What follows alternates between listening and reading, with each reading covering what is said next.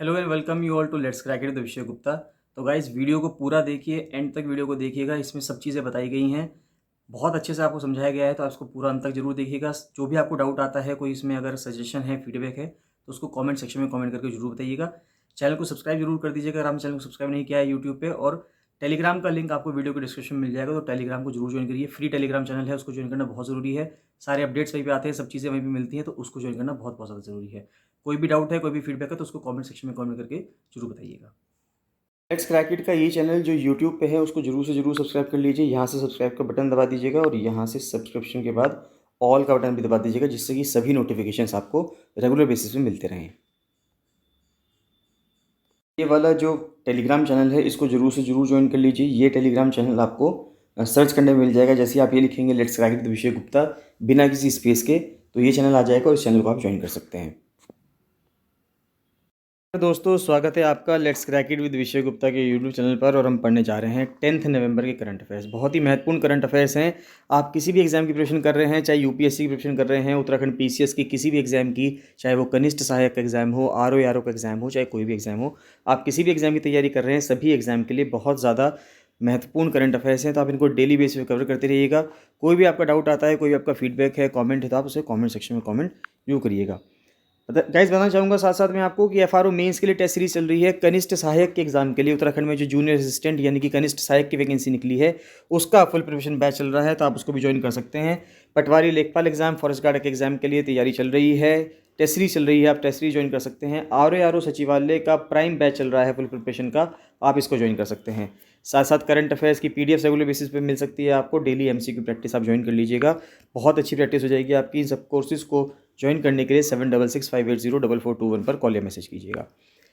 चलिए स्टार्ट करते हैं। सबसे पहले GS1 से न्यूज़ आ रही है। ज्योग्राफी से अगर हम देखें तो ज्योग्राफी के टॉपिक से न्यूज़ आ रही है एल नीनो के ऊपर, कि ये एल नीनो फिनोमिना क्या है। हम कभी एल नीनो पढ़ते हैं, कभी पढ़ते हैं ला नीना। हालांकि ये क्लास 9th की अगर आप एनसीईआरटी देखेंगे ज्योग्राफी की, तो उसमें ये चीज़ें मैंशनड हैं, लेकिन फिर भी करंट अफेयर्स के अंदर ये चीज़ें चलती रहती हैं, क्योंकि इस बार की जो मानसून रहा उसमें बरसात बहुत हुई है या बरसात नहीं हो रही है, उन सब चीज़ों से रिलेटेड न्यूज़ हैं, तो उसको समझते हैं।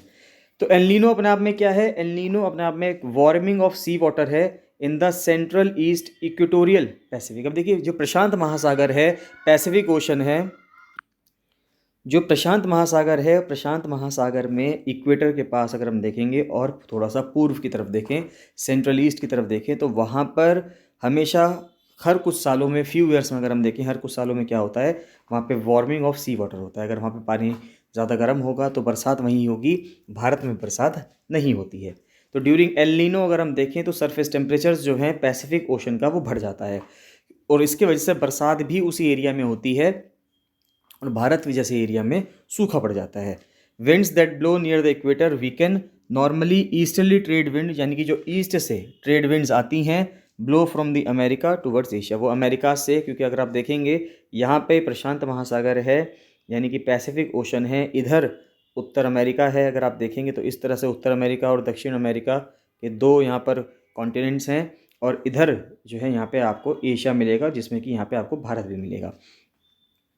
तो due to El Nino they falter and change direction to turn into westerlies, bringing warm water from the western Pacific toward the America. तो गर्म पानी की जो धाराएं हैं वो पैसिफिक से अमेरिकाज की तरफ जाने लगती हैं, जबकि नॉर्मली में क्या होता था, अमेरिका से एशिया की तरफ आते थे। तो जब अमेरिका से एशिया की तरफ आएंगी चीज़ें, यानी कि इस तरह से ईस्ट में आएंगी, ईस्ट से वेस्ट में आएंगी चीज़ें, तो बरसात भारत में होगी। लेकिन अगर पानी की धाराएं, गर्म पानी इधर जाने लगे, तो बरसात फिर इस जगह पे होगी, जहाँ पे चिले में दुनिया का सबसे सूखा रेगिस्तान है, आटाकामा डेजर्ट, वहाँ पे बरसात होगी। तो फिनोमिना जो है ये अपवेलिंग का, जहाँ पे न्यूट्रिएंट रिच वाटर जो है वो राइज कर जाता है सरफेस की तरफ, उसकी वजह से एल नीनो रिड्यूस होता है। वो ये फिनोमिना रिड्यूस हो जाता है एल नीनो के under. This in turn reduced phytoplanktons, और इनकी वजह से जो फाइटोप्लैंक्टन है, यानी कि वो सूक्ष्म जीवाणु हैं जो कुछ मछलियां हैं वो उनको खाती हैं। Thus fish that eat phytoplankton are affected, यानी कि वो छोटे छोटे जो कण हैं फाइटोप्लैंक्टन के, जिनको मछलियाँ खाती हैं, वो अफेक्ट हो जाती हैं। Warm waters also carry tropical species towards colder areas, disrupting multiple ecosystem, और इसके वजह से ये भी दिक्कतें आती हैं कि गर्म पानी की वजह से कई सारी जो मछलियाँ हैं, कई सारे ऐसे जीव जंतु हैं, वो ट्रॉपिकल स्पीशीज़ जो हैं वो ठंडे एरिया की तरफ चली जाती है और उसकी वजह से वहाँ का जो इकोसिस्टम है, पारिस्थितिकी तंत्र है, उसमें भी डिस्टर्बेंस होती है। Since the Pacific covers almost 1/3 of the earth, अब देखिए 1/3 धरती जो है पैसिफिक ओशन ने, प्रशांत महासागर ने घिरी हुई है। Changes in its temperature and subsequent alteration of wind pattern disrupt global weather pattern. अब देखिए धरती इतनी बड़ी है, इस धरती का अगर आप 1/3 हिस्सा, 33% हिस्सा माने कि एक महासागर ने घेरा हुआ है, प्रशांत महासागर ने घेरा हुआ है, तो उसमें अगर थोड़े से भी चेंजेस होंगे तो आप खुद इमेजिन कीजिए कि उससे कितना ज़्यादा प्रभाव पड़ेगा विश्व के मौसम पे। तो विश्व के क्लाइमेट में, जलवायु में, मौसम पे कितना प्रभाव पड़ेगा अगर पैसिफिक ओशन के अंदर कुछ भी चेंजेस आते हैं। तो एल नीनो के वजह से सूखा मौसम हो जाता है, वार्म विंटर होती है नॉर्दर्न यूएस और कनाडा में, और जो यूएस का गल्फ कोस्ट है या साउथ ईस्ट यूएस है, वहाँ पर क्या हो जाता है, वहाँ पे फ्लडिंग आ सकती है। अर्जेंटीना में, अर्जेंटीना ना कहें, यहाँ पे चिले में, बोलीविया में, पेरू में भी बाढ़ आती है क्योंकि वहाँ पे बहुत ज़्यादा बरसात होती है जब भी एल नीनो वाले साल होते हैं। It also brings drought to Indonesia and Australia. साथ साथ भारत की भी अगर हम बात करें तो इन सब जगहों पे सूखा पड़ जाएगा। ऑस्ट्रेलिया में बरसात नहीं होगी अगर एल नीनो वाला साल होंगे। एल नीनो वाले सालों में क्या होता है कि भारत हो, ऑस्ट्रेलिया हो, इंडोनेशिया हो, इन जगहों पर बरसात नहीं होती है, इन जगहों पे सूखा पड़ा रहता है। अब ला नीना क्या है? जिस तरह से एल नीनो के वजह से भारत में बारिश नहीं होती, ऑस्ट्रेलिया में बारिश नहीं होती, ला नीना की वजह से भारत में, ऑस्ट्रेलिया में बहुत ज़्यादा बारिश होती है। तो ला नीना जो है अगर हम देखें तो वो भारत के लिए फेवरेबल है क्योंकि भारत में अच्छी खासी बारिश हो जाती है जिसकी वजह से भारत के जो किसान हैं उनका काम हो जाता है। तो ला नीना अपने आप में अपोजिट है, जस्ट उल्टा है एल नीनो का। तो ला नीना की वजह से जो कूलर है, यानी कि La Nina sees cooler than average sea surface temperatures in the equatorial Pacific region. तो वही जो इक्वेटोरियल पैसिफिक रीजन जहाँ पे एल नीनो की वजह से ये महासागर का हिस्सा गर्म हो गया था, जिसकी वजह से बारिश जो होती है वो चिले में मिलती है हमको, बोलीविया में मिलती है, पेरू में मिलती है, उसी प्रकार से ला नीना के टाइम पे यहाँ पे सरफेस ठंडा हो जाता है। अगर ठंडा होगा तो वहाँ पे बरसात नहीं हो पाएगी। Trade winds are stronger than usual pushing warmer water towards Asia. और यहाँ पे अब गर्म पानी एशिया की तरफ आता है और जहाँ पे गर्म पानी आएगा बरसात भी वहीं होगी क्योंकि गर्म पानी से भाप बनेगी, वाष्पीकरण होगा, इवेपोरेशन होगा, इवेपोरेशन से जहाँ पर भी वो वाष्पीकरण होता है वहीं पर हवा के साथ साथ बारिश हो जाती है।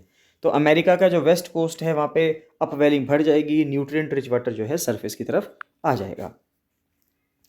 पैसिफिक का जो कोल्ड वाटर है अमेरिका के पास में, उसकी वजह से जेट स्ट्रीम पुश होती है। Narrow bands of strong winds in the upper atmosphere northwards, इसके वजह से सदर्न यूएस में बहुत ज़्यादा सूखी कंडीशंस हो जाएंगी और कनाडा के अंदर बहुत ज़्यादा बारिश होगी।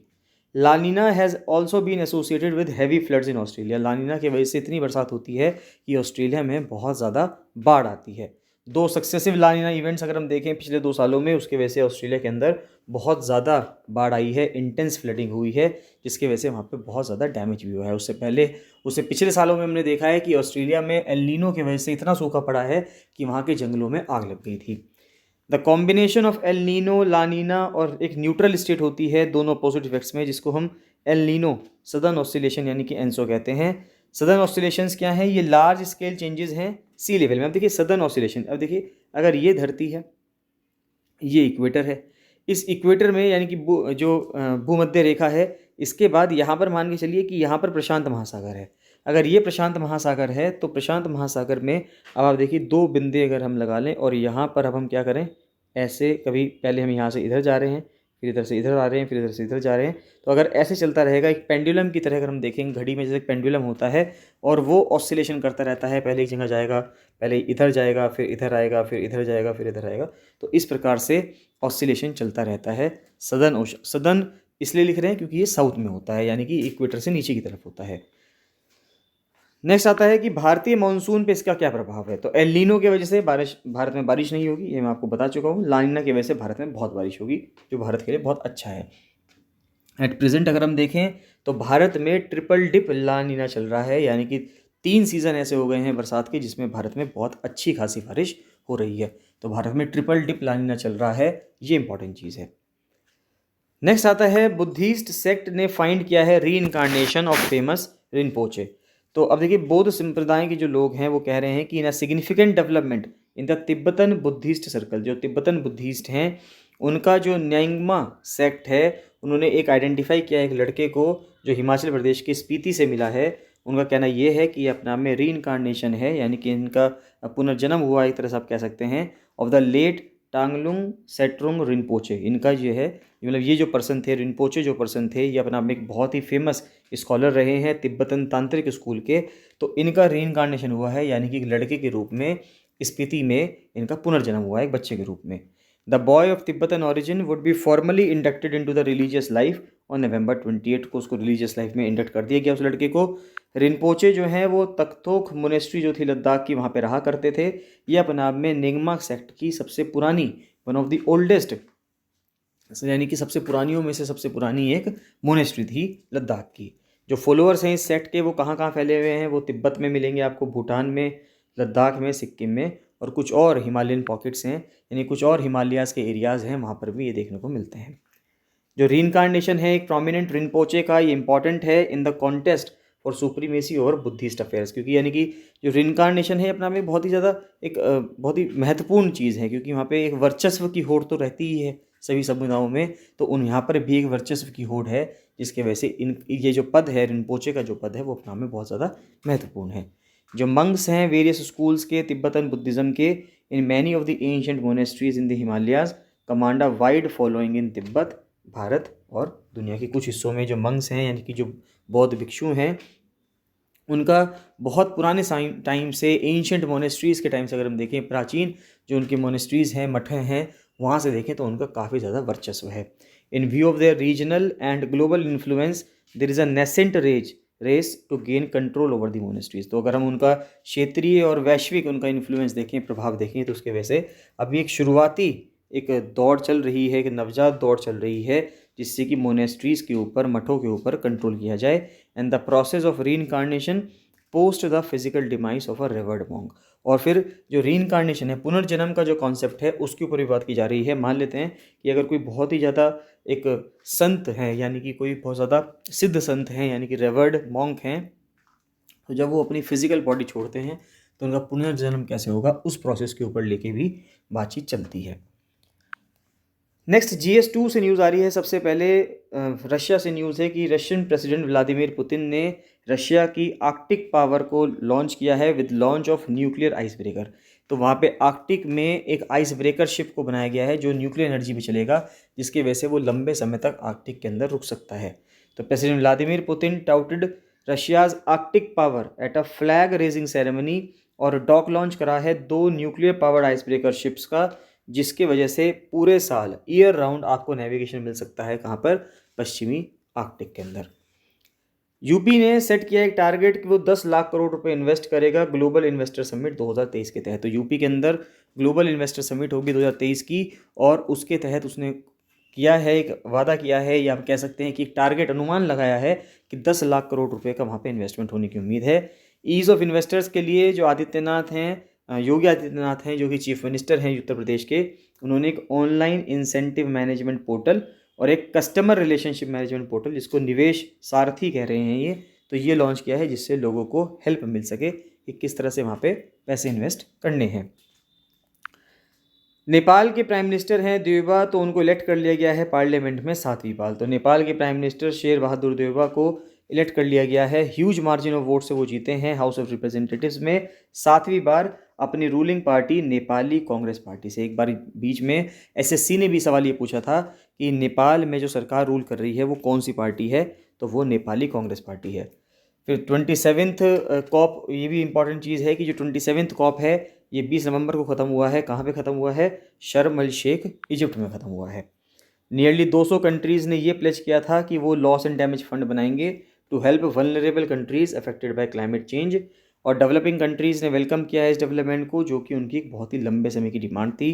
डेवलप्ड नेशंस ने, हालांकि वो सेटिस्फाई नहीं हुए हैं, क्योंकि उनको पैसा देना पड़ेगा इस लॉस एंड डैमेज फंड में, with the level of commitment that poor countries have shown. तो डेवलप्ड कंट्रीज़ का कहना है कि वे खुश नहीं हैं, जो पुअर कंट्रीज़ हैं, अंडर डेवलप्ड कंट्रीज़ हैं, वो अच्छे से कमिटमेंट नहीं कर रहे हैं। बड़े देश जो डेवलप्ड नेशंस हैं वो तो कमिटमेंट को पूरा नहीं कर पा रहे हैं, उम्मीद छोटे देशों से कर रहे हैं। ये अपने आप में एक बहुत ही शर्म वाली बात है।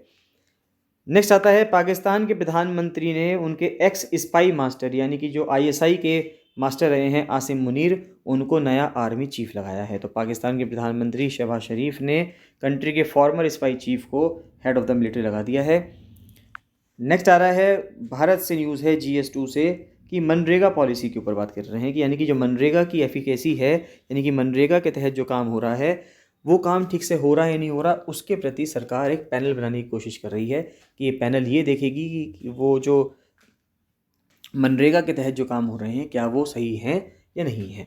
सेंट्रल गवर्नमेंट ने कॉन्स्टिट्यूट करी एक कमेटी जिससे कि हम रिव्यू कर सकते हैं कि मनरेगा एक्ट के तहत, मनरेगा स्कीम तहत कितना काम हो पा रहा है, और जो काम हो पा रहा है कि क्या वो तरीके से काम हो रहा है या नहीं हो रहा, specially to assess the programme's efficacy as a poverty alleviation tool. और इम्पॉर्टेंट बात है कि हमें ये देखना है कि क्या ये अपना में एक पॉवर्टी एलिवेशन टूल है, यानी कि गरीबी उन्मूलन के लिए, गरीबी को ख़त्म करने के लिए जो मनरेगा की स्कीम चलाई जा रही है क्या ये उसमें कारगर साबित हो रही है। कमेटी को हेड करेंगे फॉर्मर रूरल डेवलपमेंट के सेक्रेटरी जो रहे हैं अमरजीत सिन्हा, और Mahatma Gandhi national rural employment guarantee act, इसको 2005 में पास किया गया था, 2006 से ये लागू हुआ।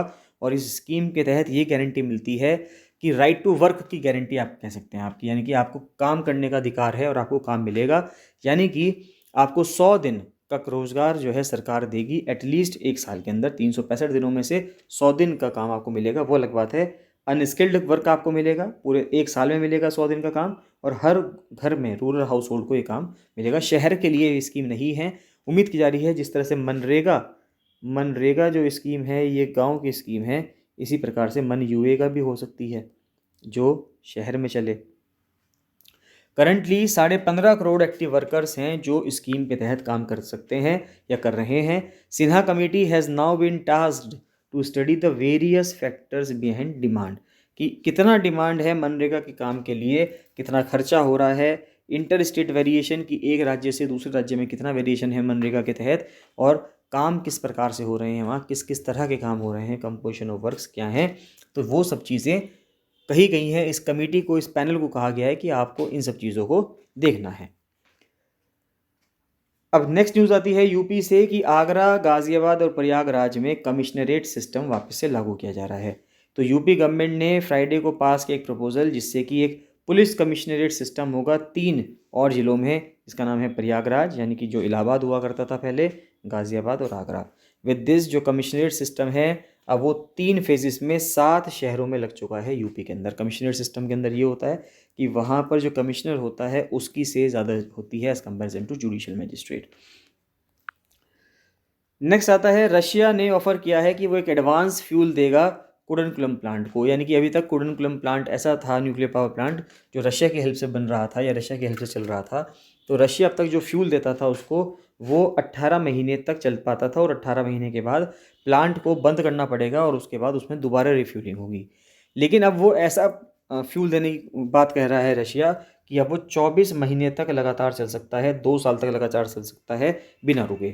तो रशियन की जो state owned nuclear energy corporation है रॉसएटम, उसने ऑफर किया है कि एक एडवांस फ्यूल ऑप्शन है भारत के लार्जेस्ट न्यूक्लियर पावर स्टेशन के लिए जो कि कुडनकुलम में है, तमिलनाडु में, जो रिएक्टर्स को 2 साल की साइकिल तक चलने के लिए बना सकता है, कि लगातार वो 2 साल तक चल सकती है विदाउट स्टॉपिंग, बिना रुके नया फ्यूल उसमें ऐड ना किया जाए, और उसी फ्यूल से जो उसमें ऐड किया गया है 2 साल तक लगातार उसी की बेसिस पे काम होता रहे।